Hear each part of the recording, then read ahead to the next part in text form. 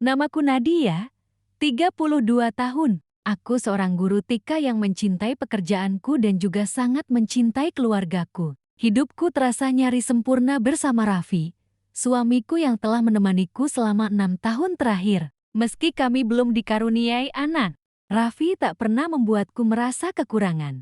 Ia sosok suami yang sabar, lembut, dan penuh pengertian.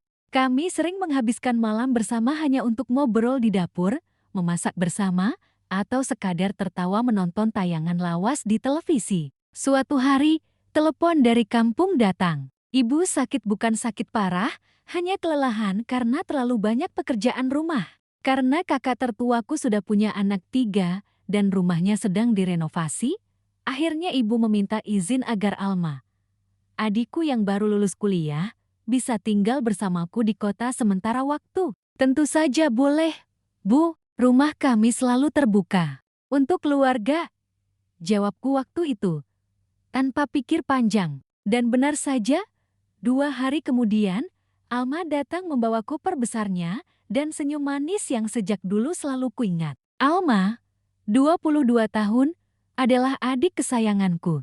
Kami terpaut usia 10 tahun, tapi kedekatan kami seperti sahabat. Ia baru saja menyelesaikan kuliahnya di bidang desain interior dan sedang mencari pekerjaan. Raffi menyambut Alma dengan hangat. Wah, sudah jadi gadis cantik sekarang ya, Ma, katanya, sambil membawakan koper Alma masuk ke kamar tamu. Alma hanya tersenyum malu, lalu berkata, Kak Raffi masih suka menggoda ya? Aku tersenyum. Kupikir, suasana rumah akan semakin hidup sekarang. Hari-hari awal sangat menyenangkan. Alma membantuku memasak, kadang ikut ke TK tempatku mengajar, dan di malam hari, kami bertiga suka bermain kartu atau menonton film keluarga. Satu kali, Raffi berkata padaku saat kami sedang mencuci piring, rasanya kayak punya anak remaja ya, rumah jadi ramai. Aku tertawa kecil dan menjawab, kalau memang rezekinya begitu, ia mungkin memang harus mulai belajar jati orang tua dulu dari Alma. Ia tersenyum samar, tapi entah kenapa, senyum itu agak kosong. Aku tak menaruh curiga. Mungkin dia lelah. Hari demi hari berlalu. Rumah kami terasa lebih hidup dengan kehadiran Alma. Ia sering curhat tentang lamaran pekerjaan, tentang mantan gebetannya yang tiba-tiba menikah, dan juga tentang keinginannya untuk menjadi desainer interior sukses. Pokoknya aku enggak mau jadi beban, Kak. Sumpah, aku bakal bantu-bantu di rumah kok sampai dapat kerja, katanya dengan semangat. Tenang aja, kamu bukan beban. Rumah ini juga rumah kamu, kataku sambil memeluk bahunya. Di momen itu, aku merasa begitu damai. Tak pernah terlintas sedikit pun di pikiranku bahwa kebahagiaan yang kurasakan ini perlahan akan runtuh. Dan ternyata, orang terdekatlah yang akan mematahkannya. Aku tak tahu kalau pelan-pelan, senyum Alma menyimpan sesuatu. Sesuatu yang bahkan tak pernah kuduga berasal darinya. Hari itu hari Minggu, udara cerah, rumah bersih, dan aku tengah menyiapkan sarapan sambil menyenandungkan lagu lama. Raffi duduk di ruang tamu membaca koran, dan Alma di dapur membantuku mengiris buah. Suasana terasa hangat seperti biasa. Kayaknya pagi ini Kak Raffi lebih pendiam ya, tanya Alma pelan, setengah berbisik. Aku menoleh sebentar ke arah ruang tamu dan mengangguk. Biasa, kalau lagi stres kerjaan, begitu dia, jawabku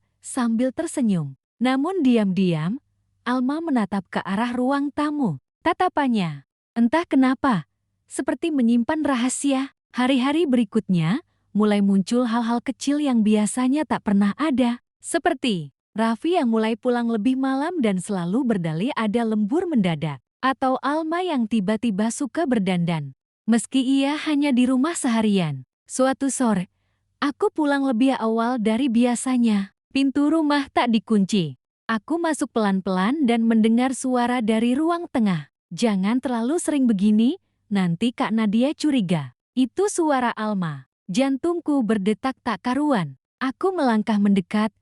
Namun saat aku tiba di ruang tengah, hanya ada Alma, sendiri, sedang berbicara di ponselnya. Ia buru-buru mematikan panggilan saat melihatku. Oh, Kak, kagetin aja, katanya gugup. Tadi temanku, si Win, dia curhat lagi ribut sama cowoknya. Aku hanya tersenyum kecil, tapi jujur, perasaanku mulai tak nyaman. Entah mengapa, aku merasa dia sedang menyembunyikan sesuatu. Dan lebih dari itu aku mulai merasa suamiku pun tak lagi seperti dulu. Malamnya, aku mencoba bicara pada Raffi saat kami berdua berbaring. Mas, kamu kenapa belakangan ini? Aku ngerasa kamu agak jauh. Dia menghela napas, menoleh sebentar padaku, lalu memalingkan wajah ke langit-langit kamar. Capek aja, kerjaan makin numpuk. Kamu terlalu banyak mikir. Aku mengangguk, tapi hatiku tetap gelisah. Keesokan paginya, aku tak sengaja melihat pesan masuk di ponsel Raffi yang ia tinggal di meja makan. Sebuah notifikasi dari kontak bernama, tadi malam aku mimpi kamu peluk aku lagi. Apa artinya? Tanganku gemetar. Tapi sebelum aku bisa membaca lebih banyak, Raffi muncul dari kamar mandi dan buru-buru mengambil ponselnya. Sayang, kamu ngintip handphone aku, katanya dengan nada bercanda, tapi tatapannya tajam. Aku gugup, hanya tertawa kecil dan berkata, enggak, cuma iseng lihat jam. Raffi tak berkata apa-apa, tapi ia menggenggam ponselnya erat dan buru-buru masuk ke kamar. Aku duduk terdiam di meja makan. Dalam hati, aku bertanya-tanya, siapa Alma? Tidak mungkin. Alma adikku, Raffi suamiku, aku, istrinya. Tidak mungkin. Tidak mungkin mereka menyimpan sesuatu yang belum aku tahu. Tapi kenapa perasaanku mulai merasa tak aman? Karena ternyata perasaanku tak salah. Beberapa hari setelah kejadian itu, aku memutuskan untuk mulai lebih peka. Bukan berarti aku curiga sepenuhnya. Aku hanya ingin tahu, apakah yang kurasakan selama ini hanya perasaan berlebihan atau memang ada sesuatu yang salah. Aku mulai memperhatikan hal-hal kecil. Raffi yang biasanya tak peduli baju, kini sering bertanya apakah kemejanya terlihat cukup menarik.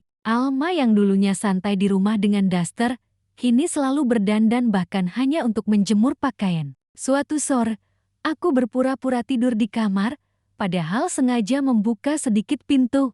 Alma keluar dari kamar mandi sambil menggenggam ponselnya, masih tertawa pelan. Ia mengendap ke dapur, lalu kulihat ia memencet sesuatu di layar ponsel. Tak lama, Raffi yang baru pulang dari kantor, berjalan masuk dan langsung menghampiri dapur. Keduanya berbicara pelan, terlalu pelan untuk bisa kudengar jelas, tapi cukup untuk membuat hatiku kembali berdebar. Aku tahu, mungkin aku hanya cemburu. Mungkin aku hanya terlalu sensitif karena belum punya anak, sementara Alma masih muda, cantik, dan penuh semangat. Tapi, suamiku, dengan adikku, pikiran itu terlalu gila untuk dipercaya. Namun malam itu, aku tak bisa tidur. Kepalaku penuh tanda tanya. Sampai akhirnya, aku terbangun pukul 2 pagi karena suara notifikasi dari ponsel Raffi yang ia tinggal di meja samping tempat tidur. Biasanya aku tak pernah kepo. Tapi entah kenapa, jari-jariku bergerak sendiri. Dan disitulah aku lihat jejak-jejak pesan yang belum terhapus.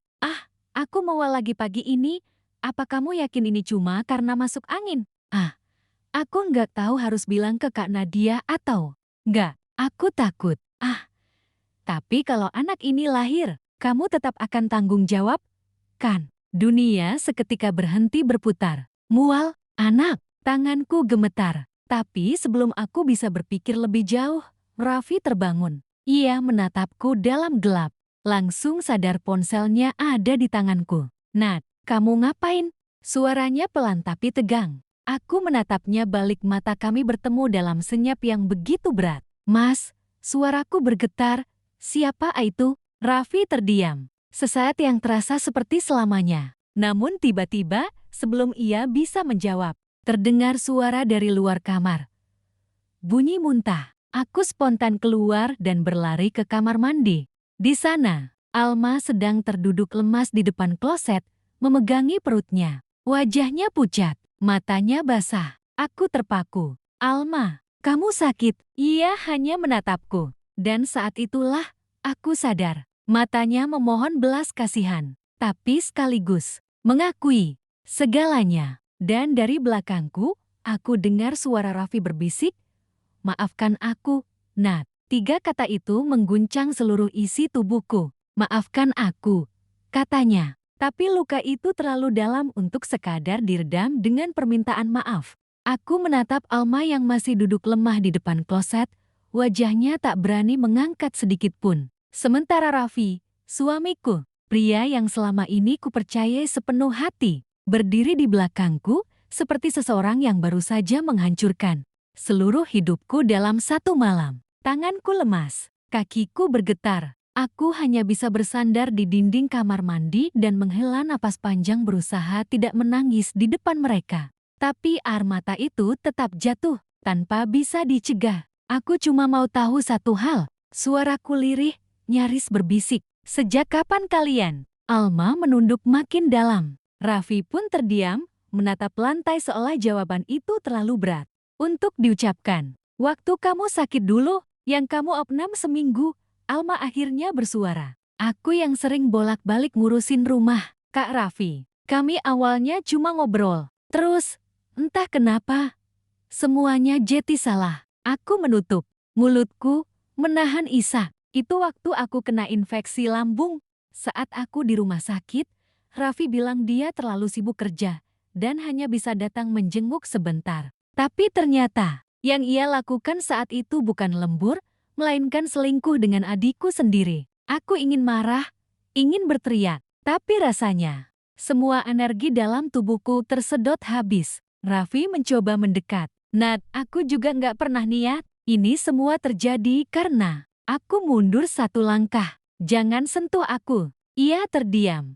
Dan untuk pertama kalinya, kulihat ekspresi ketakutan di wajahnya. Malam itu, aku tak tidur di kamar. Aku ambil bantal dan selimut, lalu duduk di sofa ruang tamu, menatap kosong ke langit-langit. Seisi rumah terasa asing. Alma menangis di dalam kamarnya. Raffi juga mengunci diri. Dan aku merasa seperti tamu di rumahku sendiri.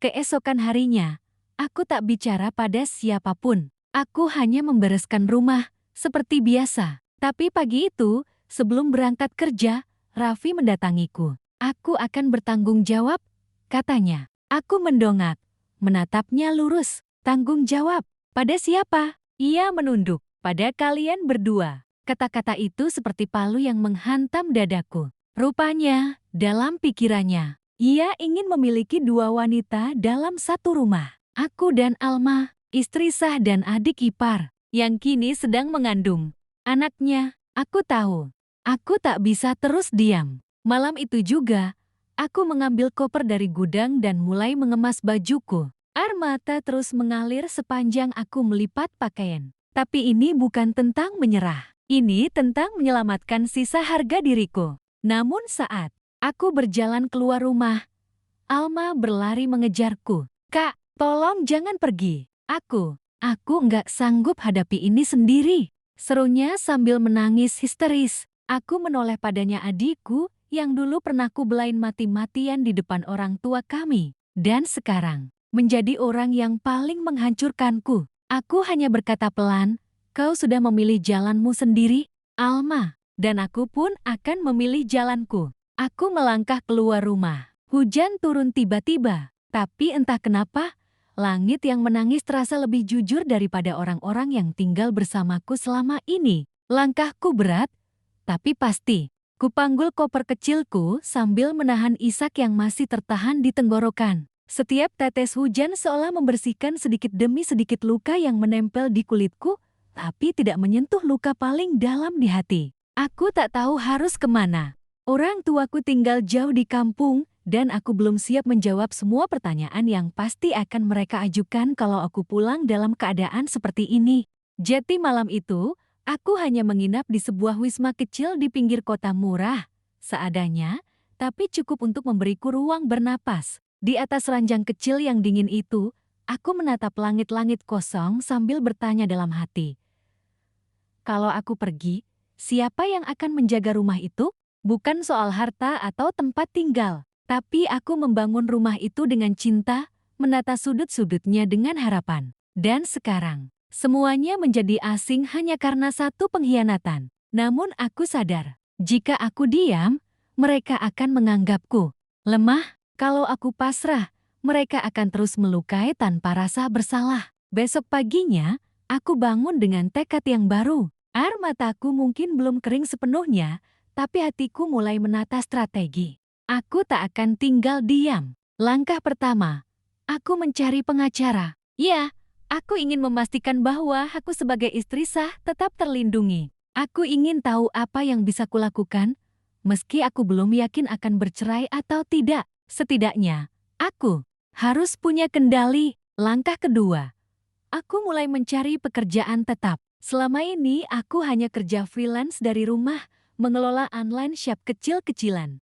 Tapi sekarang, aku butuh penghasilan yang stabil. Aku tak bisa lagi bergantung pada siapapun. Hari demi hari kulalui dengan langkah pelan tapi pasti. Saat malam datang dan sepi mulai mencengkram, aku menulis di buku harian kecil yang kubawa sejak kuliah dulu. Isinya, semua amarah dan kesedihan yang tak bisa kuterjemahkan dalam suara. Beberapa hari kemudian, aku menerima pesan dari Raffi. "Nat, kamu di mana? Aku khawatir." Alma juga terus menangis. "Tolong balas pesanku." Aku tak menjawab. Beberapa jam kemudian, pesan baru datang. "Kalau kamu pulang, aku janji akan jelaskan semuanya baik-baik. Jangan terus lari, Nat." Lari? Justru aku merasa aku satu-satunya yang berani hadapi kenyataan. Dan pada hari ketujuh setelah aku pergi, Raffi datang ke tempat kosku. Aku kaget ketika mendengar ketukan di pintu. Dia berdiri di depan, wajahnya tampak lelah dan berantakan. Tapi aku tak membuka pintu. "Aku nggak datang buat marah-marah," katanya dari balik pintu. "Aku cuma mau bilang, Alma mengalami pendarahan ringan. Dia stres. Aku nggak tahu harus ngapain. Dan kamu satu-satunya orang yang bisa nenangin dia." Hatiku mencelos. Tapi otakku cepat menyahut. "Kenapa bukan kamu yang menjaganya? Bukankah kamu yang memilih dia?"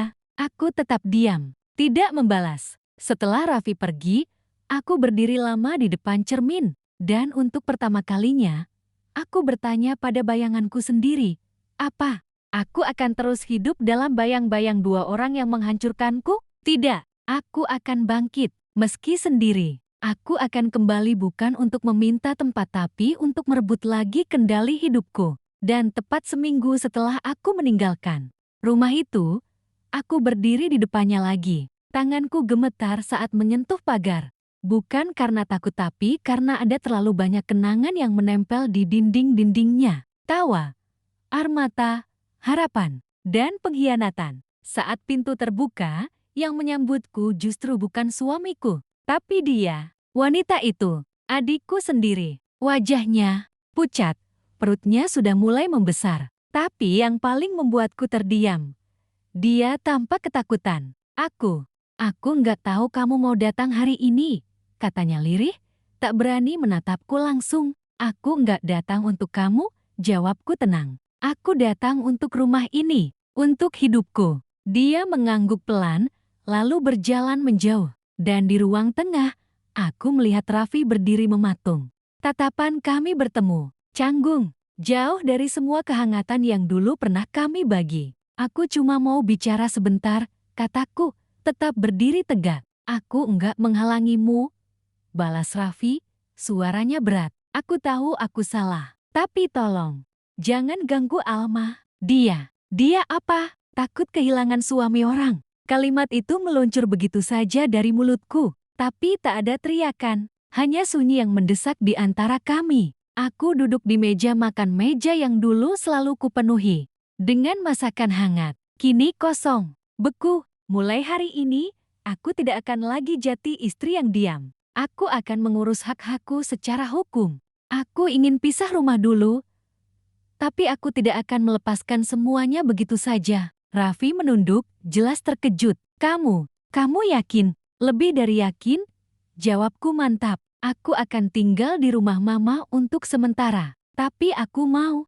Kamu tahu, Raffi, aku akan kembali." Keesokan harinya, aku mulai mengumpulkan semua dokumen penting, buku nikah, akta rumah, tabungan bersama, bahkan surat-surat pembelian perabot yang kubayar sendiri. Tak mudah. Raffi sempat mencoba mengulur, tapi aku tak gentar. Aku juga mulai konsultasi serius dengan pengacara pernikahan. Dia menjelaskan bahwa meski Raffi menikah siri tanpa seizinku, aku tetap punya kekuatan hukum sebagai istri sah. Dan saat itulah ujian berat benar-benar dimulai. Keluarga kami baik dari pihakku maupun pihak Raffi mulai bereaksi. Ada yang menyudutkanku. Namanya juga kamu nggak bisa kasih keturunan? Nat, kasihan Alma. Dia hamil, masa kamu tega rebut Raffi dari dia? Aku menahan tangis setiap malam. Tapi aku juga menyimpan semua rekaman suara, bukti chat, dan dokumen penting karena aku tahu suatu saat semuanya akan berguna. Dan benar saja, suatu pagi, aku mendapat pesan dari pengacaraku. Bu Nadia, kami sudah cukup bukti untuk melaporkan Raffi atas dugaan pernikahan siri tanpa izin istri sah. Anda juga berhak menggugat harta bersama jika memilih cerai. Tanganku bergetar. Aku menatap layar ponsel lama sekali. Aku bisa menghancurkan mereka berdua. Tapi aku tidak ingin menang dengan cara yang sama seperti mereka menyakitiku. Aku ingin menang dengan cara yang elegan. Tapi ternyata dunia tidak memberi tempat untuk mereka yang ingin menang tanpa melukai. Segalanya mulai berantakan ketika Raffi yang awalnya diam dan pasrah tiba-tiba mengajukan gugatan balik. Bukan hanya menolak pisah rumah secara hukum, tapi juga mengklaim bahwa semua aset rumah tangga adalah hasil jerih payahnya sendiri. Aku terdiam membaca berkas dari pengadilan. Bagaimana bisa? Semua itu kami bangun bersama. Aku yang membantu, cicilan rumah, aku yang memilih dan membeli furnitur, aku yang bahkan berhenti kerja demi mengurus rumah. Aku duduk sendiri di kamar mama malam itu, menatap plafon sambil menahan sesak. Kenapa? Tuhan, aku sudah memilih jalur yang tenang. Kenapa tetap dilukai begini? Bisikku dalam hati. Beberapa hari kemudian, aku dipanggil untuk mediasi di pengadilan agama. Dan di ruang mediasi itulah aku benar-benar diuji.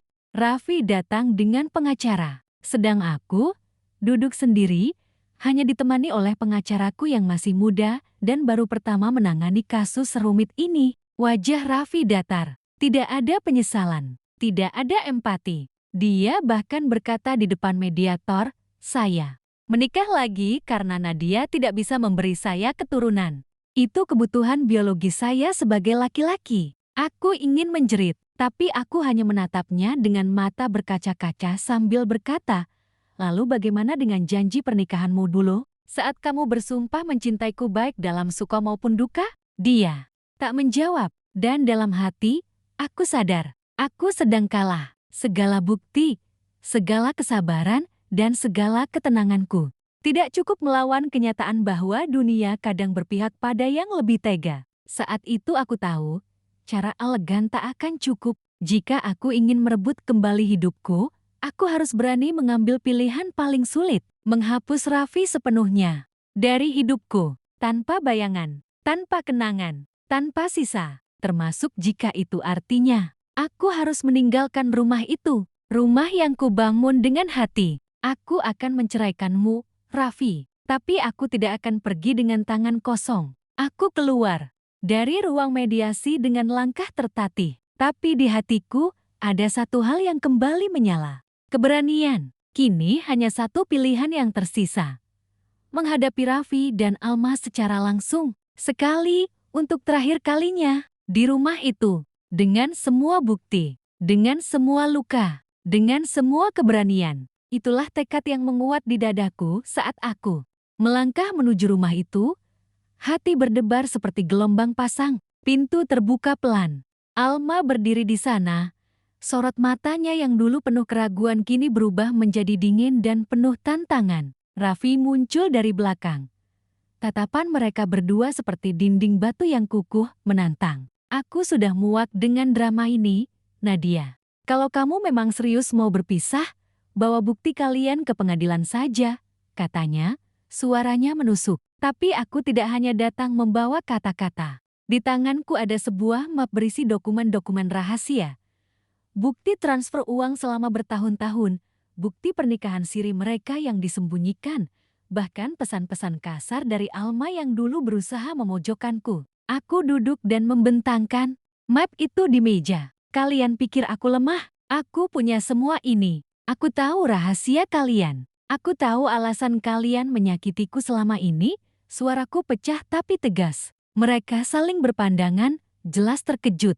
Alma mulai menangis, tapi air matanya bukan air mata penyesalan, melainkan ketakutan. Raffi hanya diam, wajahnya semakin keras. Aku tidak akan diam dan membiarkan kalian hancurkan hidupku, lanjutku. Jika kalian mau terus berperang, aku siap. Namun, bukan hanya kemarahan yang aku rasakan, tapi juga kesedihan mendalam. Kesedihan bahwa orang yang dulu kukasihi kini berubah menjadi musuh. Saat malam tiba, kami bertiga duduk bersama, tanpa kata-kata lagi. Kehadiran Alma dan Raffi yang selama ini memisahkan kami, kini menjadi saksi dari babak terakhir pertarungan ini. Aku tahu, perjalanan ini belum selesai. Tapi untuk pertama kali aku merasa kuat. Bukan karena aku ingin menang, tapi karena aku berani berdiri untuk diriku sendiri. Ini bukan tentang siapa yang menang dan siapa yang kalah. Aku berbisik dalam hati. Tapi tentang aku menemukan kembali siapa aku sebenarnya. Kata-kata itu menjadi kekuatan terbesarku saat aku melangkah keluar dari rumah itu, meninggalkan segalanya di balik pintu. Aku tahu, perjuangan sesungguhnya baru dimulai. Setelah melewati proses mediasi yang panjang dan melelahkan, aku menghadapi kenyataan pahit. Rumah yang kami bangun bersama harus aku tinggalkan. Namun, aku menolak untuk menyerah begitu saja. Dengan sisa tabungan yang ada, aku memulai hidup baru. Aku menyewa sebuah apartemen kecil bukan mewah, tapi cukup untukku merasa aman dan bebas. Setiap pagi, aku bangun dengan tekad yang sama. Membangun kembali harga diriku dan kebahagiaanku. Aku mulai bekerja kembali, mengasah kemampuan lama yang dulu sempat kulewatkan demi keluarga. Meski lelah, aku tak pernah membiarkan rasa putus asa menguasai diriku. Teman-teman lama yang selama ini kuabaikan mulai mendekat, memberi dukungan tanpa syarat. Mereka benar-benar melihat aku, bukan hanya Nadia yang terluka. Aku berbisik dalam hati. Suatu sore, aku mendapat kabar mengejutkan dari pengacaraku. Raffi dan Alma akhirnya mengalah dan sepakat untuk menyelesaikan semuanya secara baik-baik. Bahkan bersedia memberikan bagian aset yang adil. Air mataku tumpah, tapi kali ini bukan air mata kesedihan. Ini air mata kebahagiaan dan kelegaan yang selama ini aku nantikan. Namun, aku sadar bukan harta yang paling berharga. Yang terpenting adalah aku bisa berdiri lagi, menjadi wanita yang kuat dan mandiri. Dan yang lebih penting lagi, aku menemukan kembali diriku yang hilang selama ini. Ini baru permulaan. Aku berkata pada diriku sendiri, menatap langit senja yang mulai berwarna oranye. Aku siap menjalani hidup baru dengan harapan dan cinta yang sejati. Kata-kata itu mengisi hatiku dengan semangat yang tak pernah aku rasakan sebelumnya. Setelah semua yang terjadi, aku tahu aku pantas mendapatkan kebahagiaan yang sejati. Hari-hariku mulai berubah. Aku fokus membangun karierku dan memperbaiki hubungan dengan keluarga dan sahabat yang dulu terabaikan. Pelan tapi pasti, luka lama mulai sembuh dan digantikan dengan kekuatan baru. Suatu hari, di kantor baruku, aku bertemu dengan seseorang yang membuatku tersenyum lagi. Dia bukanlah pria sempurna, tapi dia memiliki ketulusan yang membuatku merasa dihargai dan dimengerti. Kami mulai berbicara, saling berbagi cerita, dan perlahan-lahan hati yang dulu rapuh mulai terbuka kembali. Aku belajar bahwa cinta bukan hanya soal janji dan kata-kata manis, tapi tentang saling mendukung dan menerima kekurangan masing-masing. Namun, tidak semuanya berjalan mulus. Kadang rasa takut muncul. Apakah aku siap membuka hati lagi setelah semua luka ini? Aku menangis diam-diam, bertanya pada diri sendiri apakah aku pantas dicintai. Tapi kali ini, aku memilih untuk percaya pada diriku sendiri. Aku pantas bahagia. Dan aku pantas mencintai serta dicintai dengan tulus. Hari itu aku berkata pada diriku sendiri, aku tak akan biarkan masa lalu menentukan masa depanku. Aku akan menciptakan cerita bahagia versi sendiri. Dan aku yakin, bab baru ini akan lebih indah dari sebelumnya. Namun, hidup selalu punya cara untuk menguji seberapa kuat kita. Ketika aku mulai merasakan kebahagiaan yang tulus, bayang-bayang masa lalu muncul kembali. Raffi tidak tinggal diam. Dia berusaha merusak kedamaian yang baru saja kutemukan, mengirimkan pesan-pesan yang menyudutkanku di hadapan teman dan keluargaku. Alma pun muncul kembali dengan cara yang tak terduga, menyebarkan gosip demi gosip yang membuatku harus berjuang membuktikan kebenaran. Rasanya seperti badai yang mengancam mengoyak segalanya. Tapi aku tahu aku tak bisa mundur.